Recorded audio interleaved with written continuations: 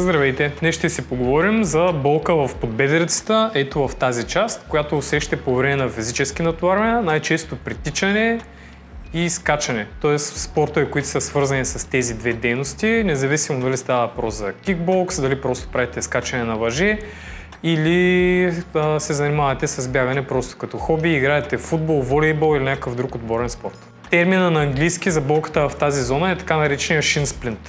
Или също може да е известно като тибиален стрес синдром, в случай, че идва от костта. Как може да разграничите дали идва от костта или от мускула? Ако болката е локализирана в много кратък участък, много тесен участък от костта, най-вероятно не е стрес фрактура.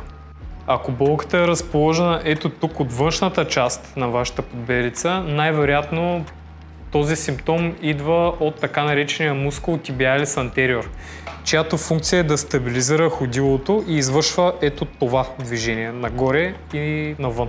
Ако болката ви идва от костта, може понякога да получите отток, би трябвало да е локализирана ето тук в тази част, може дори в сравнение с асимптоматичния крак, просто самия допир да е много по-изострен. Ако е от мускула, от така наречения тибиалис, както казахме, болката трябва да е разположена в тази зона, трябва да боли при три неща. При контракция, т.е. като извършвате провокативното движение, може да опитате да си дадете съпротивление сами. Това трябва да репродуцира вашия симптом.